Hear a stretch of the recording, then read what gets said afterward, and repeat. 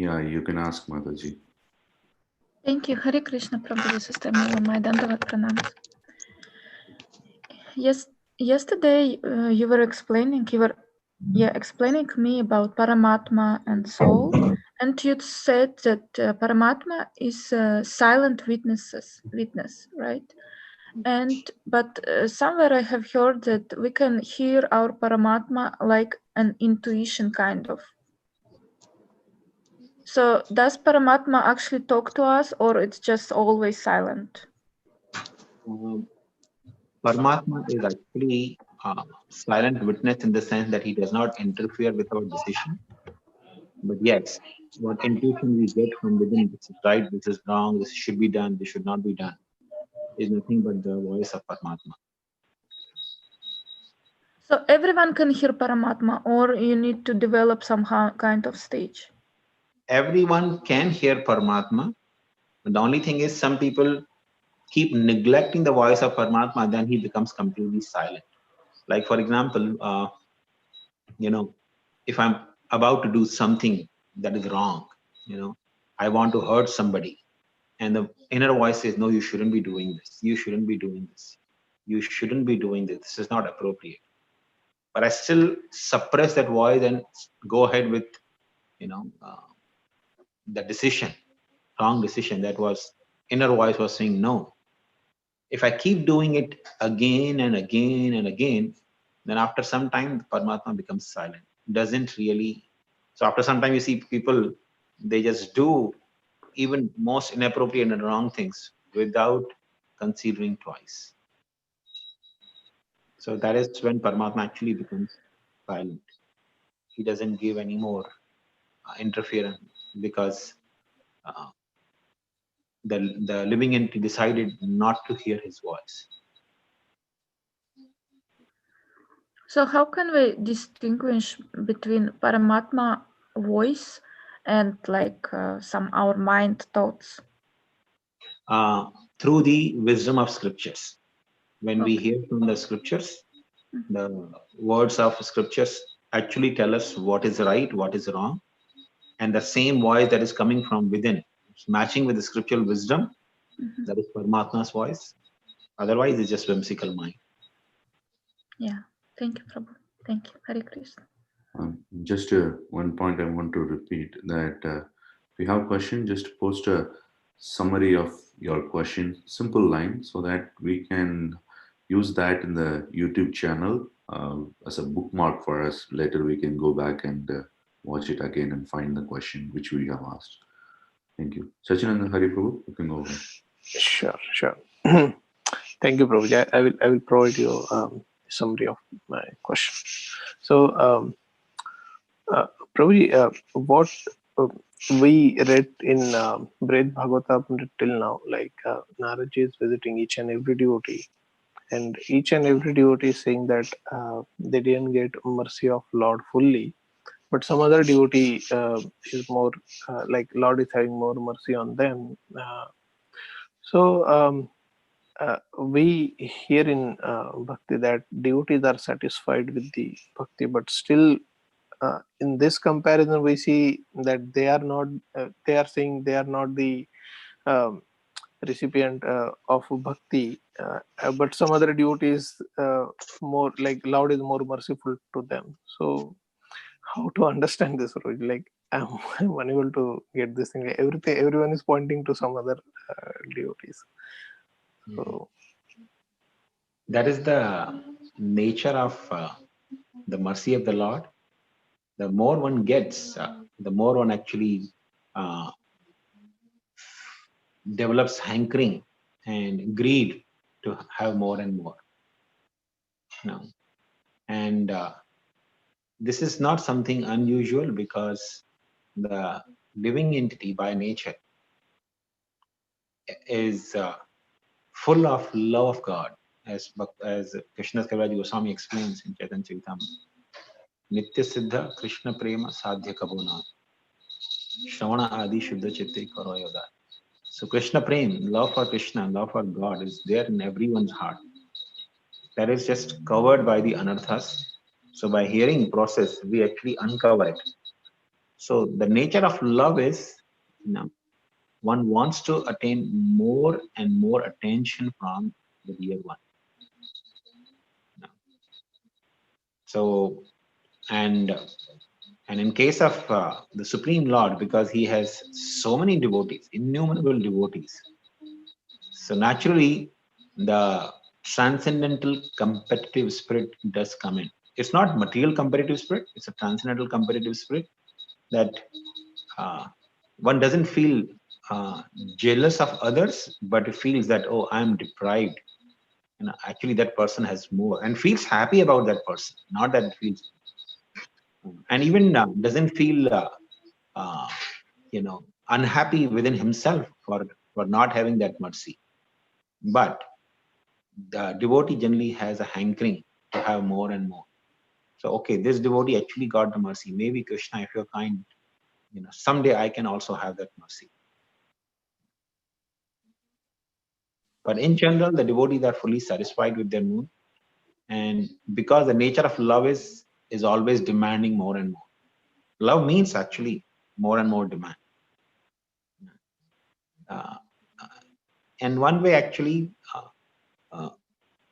the love also demands more and more attention, but the love also gives more and more. It's actually either ways. It's not just asking for, but it's also giving. So a devotee, in terms of loving Krishna, wants to keep giving more and more. But at the same time, sometimes there is a transcendental competitive spirit. So Hanuman is never generally unhappy with his situation. He never compares himself, oh, the Pandavas are actually superior to me. But when somebody is praising, the devotee actually becomes introspective.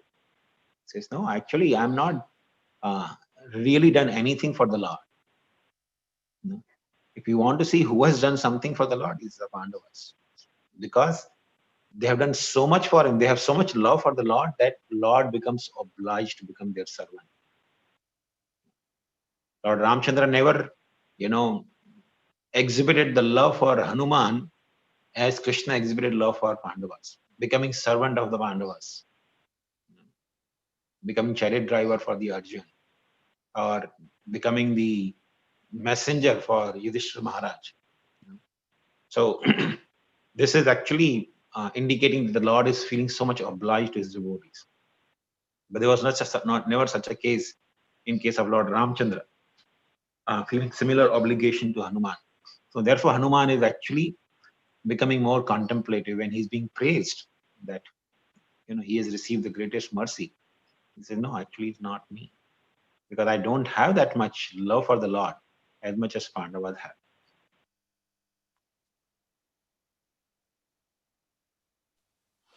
Jai. Thank you, Prabhuji.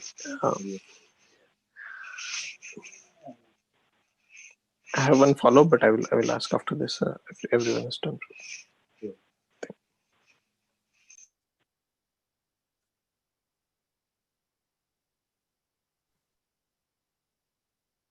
I think Sukeshwar Mataji, you can go on. Hare Krishna, Prabhu. Prabhu, I was just reading about Naranarayana Rishi, and can you shed more light on, is Naranarayana Rishi one person, or because I've seen a picture of half white and half blue. I don't know whether it's authentic source. When I don't remember, a long time back I saw. And I've also seen a picture where it's there's a white person and there's a blue person, which is Arjuna and Krishna. Can you just describe who he is and what is the purpose, and if he is one of the avatars, Prabhu? Thank you. In Naranarayana Rishi, there are actually two personalities, not one person. Nara and Narayan. They're none other than Krishna and Arjun. So same Naranarayana appears in Krishna avatar as Krishna and Arjun. So there are references in Mahabharata and also in the other Puranas about how there are two different personalities. And in case of like Sahasra Kavach demon, so Arjun, Nara and Narayan, they fought with him turn by turn, taking turns by turn. Because Sahasra Kavach could die only when he has 1,000 kavachas get exhausted. When all 1,000 kavachas are destroyed, then only he can be killed. So, and every kavacha can break when there is a constant fight, for 1,000 years. Somebody can fight with him for 1,000 years, then only one kavacha will break. So that means somebody has to fight with him for 100,000 years, and then only his 1,000 kavachas will be sahasra kavach, right? Yes, sahasra. So only when somebody fights with him for 1 million years, then only their kavachas will be broken, and then only he can die. So Nara and Narayan, they were taking turns to fight with him. For 500 years Nara would fight, and then 500 years Narayan would fight with him. So that's how all the kavachas were destroyed. Only one kavacha was left, and he ran away from the battlefield and took shelter of Suryadev. So Naranarayana are two personalities, and the very purpose of their appearance is the establishing the dharma, yuga dharma of performing tapasya. Especially in Satyuga, people need to understand how to perform tapasya. So Naranarayana Rishi set an example of Kriteya Dhyayatu, how to do the dhyan of Lord Vishnu. So they teach it through their own example.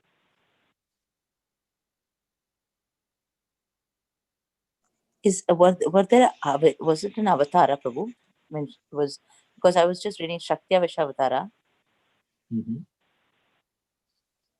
So, and I didn't get your question, Madhi. What's the question? Are Naranarayana Rishi Shaktya Vishavatara? No, Madhi. They're not Shakti Vishavatara. There's actually Narayan himself. Oh. So Arjuna is also part of it, right, Prabhu? So I was just confused. Yes, Arjuna is Nara.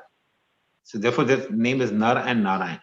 So Arjuna is a living entity, Nara, but Narayan is actually this Vishnu Tattva. Okay, so the picture that I saw, that half Arjuna, half Krishna, is not valid, right? There are two people. Yes, there are two people. I mean, even Mahabharata has clear references that there are two people. There was one king of Jambu Dvipa, and the Jambu actually Bharat Bhumandala. He was actually the king of the all Sapta Dvipa. So this is there in Mahabharata as well. So he was very puffed up. He used to always ask the question from his ministers and anyone whom he met, is there anyone superior to me than this strength? Priyavrata, Prabhu? Sorry? Priyavrata? No, not Priyavrata. There was another king. He was actually in the dynasty of Suryavamshi king. I'm forgetting his name. So he was very puffed up. He used to always ask, is there anyone superior to me in this strength? So his guru and the minister, they told him that this is not befitting to you. You are actually a Raja Rishi. It's not at all befitting for you to, asking such a question. So when he still did not pay any heads, he's continued to do that. So I think somebody told him, yes, there is somebody superior to you in this strength. And that is Narayana Rishi, meditating in Badrikashram. So he actually took his army and went to challenge Narayana Rishi. So Narayan was sitting in meditation, and Nara told him, just go away from here. We are not interested in fighting. We are here only for meditation. He said, no, but I heard that you are actually more powerful than me, so I want to challenge you. And Nara tried to explain him, no, this is, not a place for fighting. Just go from here. We are not meant for fighting. But when he insisted, the Nara became angry and he picked up few blade of grasses and chanted mantras and threw it, and the entire army was destroyed. And even the king was hurt very badly. Just, he chanted few mantras and blade of grass, the entire army is finished. So then he actually fell at the feet and begged forgiveness. Yeah, thank you, Prabhu. I was just thinking that Narayana and Rishi are also the preceding deities of Bharata Varsha, right, Prabhu? Yes, that's right. Yeah. Thank you, Prabhu. Thank you so much. Really. Vijay Prabhu, Yes, I Mother. hope it's okay to ask corrected questions. I was a little confused. Yeah. Thank you, Prabhu. Yes, Mother. No problem. Mm, so next one is Sachinanda Gaurang Prabhu. You can go ahead. Hare Krishna, Prabhu. Pranam. So, is sahasra kavach is the karna's previous birth, Prabhu? Is it I read somewhere? Yes, Prabhu, that's right. So he took shelter of Suryadev, and Suryadev actually gave him birth as Karna through Kunti. So he is left with one. Okay. So his 999 kavachas were broken by fighting with Naranarayana rishi. Only one was left. So he was born with that one kavacha, which later on Indra begged from him and took it away from him. So many times foolish people think that, Arjun would not have been able to conquer. But Arjun along with Krishna had already destroyed his 999 kavachas. Thank you, Prabhu. Difficult for Arjun to fight with Karna with one of his kavachas. Thank you, Prabhuji. Thank you, Prabhu. Manjari Mataji, you can go ahead. Prabhuji, my question is, if the eclipse is not visible in some parts, is the impact still there, and should one take precautions? Now, eclipse is only wherever it's visible that should be followed. Okay, thank you, Prabhuji. Tamila Mataji, you can ask question. Hare Krishna Prabhu. I am still learning about soul and body, and I'm trying to understand it more deeply. And can you correct me, please, if I'm wrong? I will tell you something, that I'm a soul, and I have, as a soul, female body this time, right? That's right. Okay, and my body's name is Tamila. Yes, the body is named as whatever name we are receiving. And my body has 2 legs, 2 hands, and my body likes to eat sweets and listen to different kind of music. That is right. But the desires for enjoyment is not the body.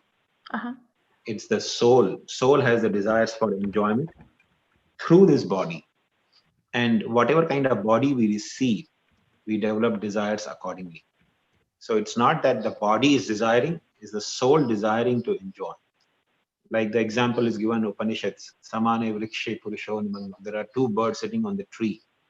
So one bird, both the birds have been, living on the same tree. So tree is nothing but this body. And every tree has unique fruit. Okay. So if the bird is given the tree of mango fruit, he will get only mangoes. If the bird is given the fruit of, nimba, so he'll only get better fruit of nimba. But generally, this body that living entity receives has the mixed fruit of bitterness and sweetness. So happiness and distress are nothing but the 2 fruits of sweet and bitter varieties. And generally, these fruits are attained in the 4 different categories: dharma, artha, kama, moksha. So everyone actually tries to enjoy the fruit of dharma, which is sometimes sweet, sometimes bitter. Similarly, artha, sometimes sweet, sometimes bitter. So sometimes when we have, financial well-being, that is like sweet fruit of economic development. Sometimes we struggle financially, so that is bitter fruit of economic development born on the tree. And in this way, the living entity enjoys different kinds of fruits. So whatever I desire to enjoy, it's nothing but the soul's desire. Soul desires to enjoy, not the body. Body is dead by nature. Body cannot have any desires. But the soul desires according to the body he has received, he or she has received. Okay, and my body or soul has mind. Mind belongs to body or soul? Mind is part of the body. Krishna says, Bhumi apanamo vayu kam mano buddhir evacha. So body, one of the elements of the body is mind. Okay, so that's why our thoughts are they kind of depends on our body. Yes, that is true. Because mind is also conditioned, just like the entire body. The mind is also conditioned by the three modes. So living in it develops desires based on the three modes that living in these conditioned by. Thank you, Raji. Thank you, Hare Krishna. Sachinanda Hari Prabhu, you can go ahead.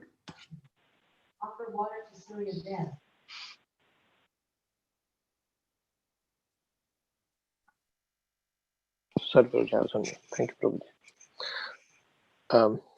Prabhuji, just follow up to the question that I asked.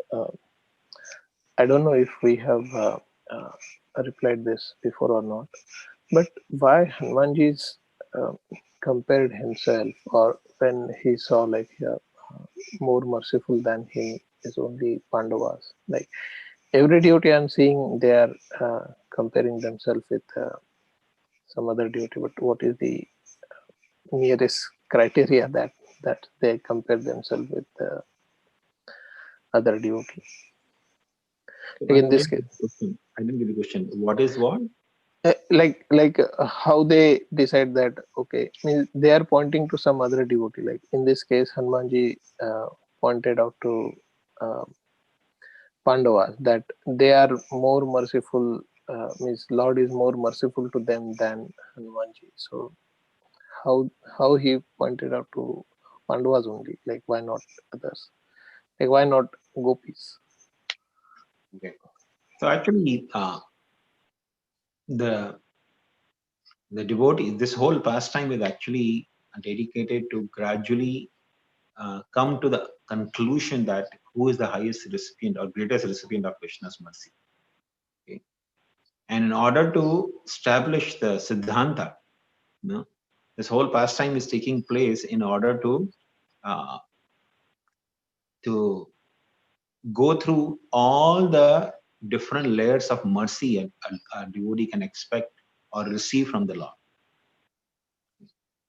So because if directly the first Brahmana only would have told Hanuman Naradji, actually gopis are the highest or the greatest recipient of Krishna's mercy, then somebody may still have doubt. But here, because it's going through gradual process, where we see the different devotees actually receiving the mercy of Krishna in different levels, then when you come to ultimate conclusion, as we'll be reaching to the Dwarka, where Krishna, where Narad Muni will actually hear from the inhabitants of Dwarka that how the gopis are actually the highest recipient of Krishna's mercy.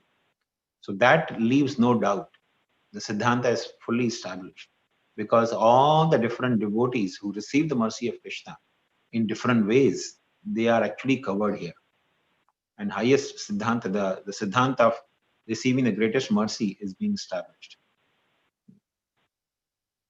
So the whole pastime is taking place in a gradual way, unfolding the mercy of Krishna to leave no doubt for no room for any doubts.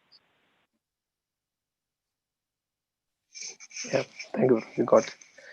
And if you, Prabhuji, can I ask one follow-up question more, or shall I wait?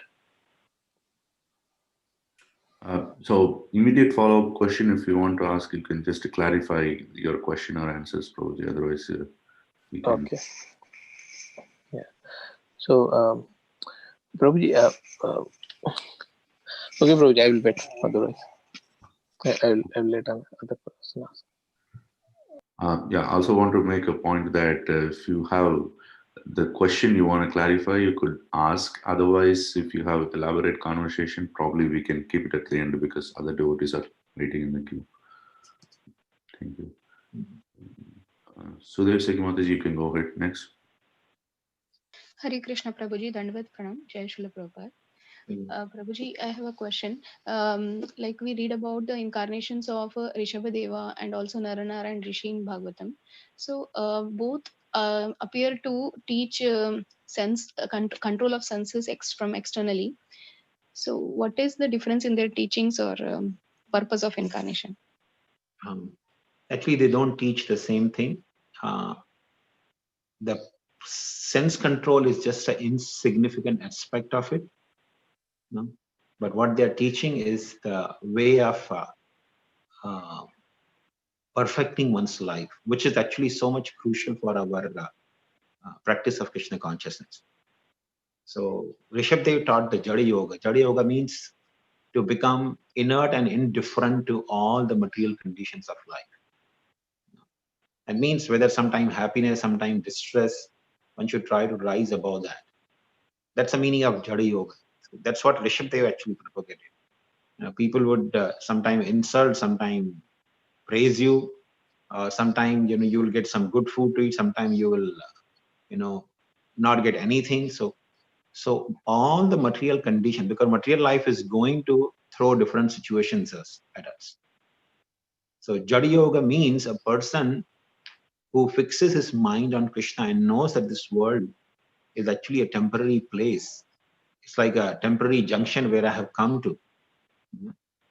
Then such a person becomes indifferent to all the material conditions of life. Whereas Naranarayana Rishi is they're teaching the principle of meditating on Krishna.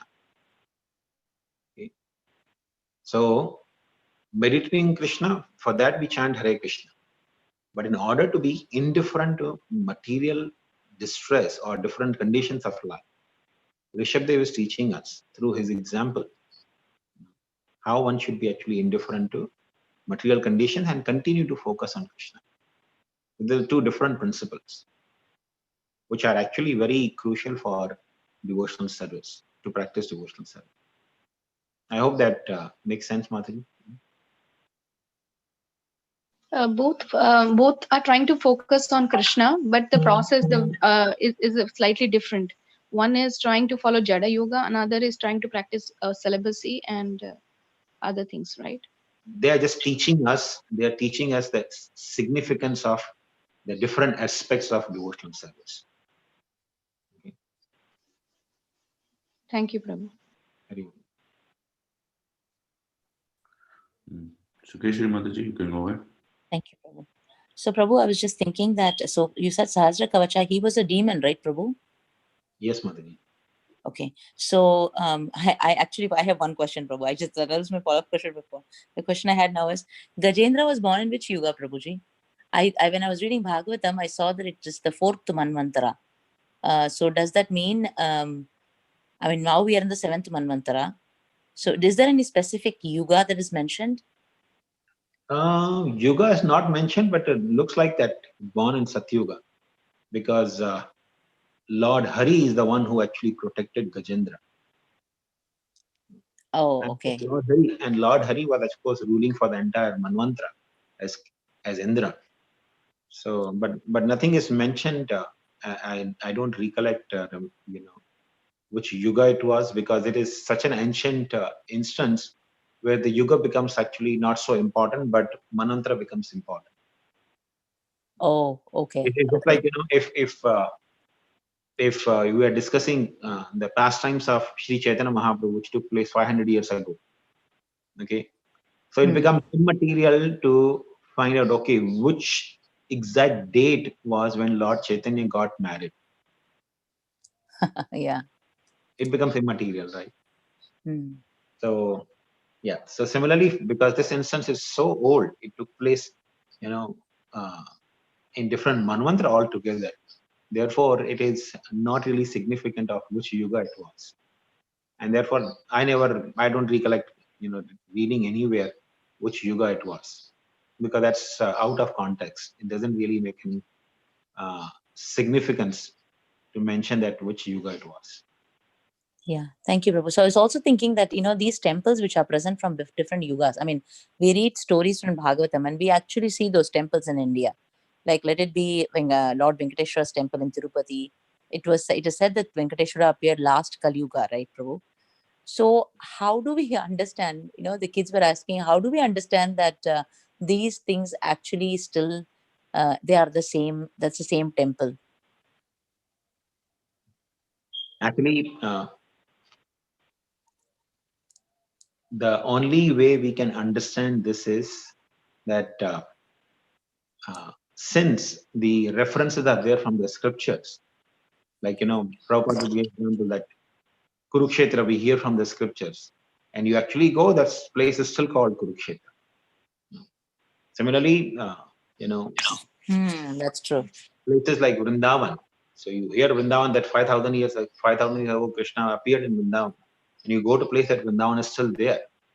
Okay, so in that way we can actually take as what do you call some references that whatever we heard from the scripture is still existing till this day. So scriptures are not giving us some wrong information. That's right. Even Ayodhya. On the basis of that, we can actually understand. Like, I remember some time ago, there was one astrologer in India who was trying to establish that Mahabharata is not mythology, but it's actually a historical book. And he's an astrologer. So he took 5 astrological events from Mahabharata. There are 5 eclipses mentioned in Mahabharata. So he took all those 5 eclipses, and based on because he's an astrologer, so based on the calculations, mathematical calculations, he actually showed that these 5 eclipses which are mentioned in Mahabharata did took place 5,000 years ago. So he was putting argument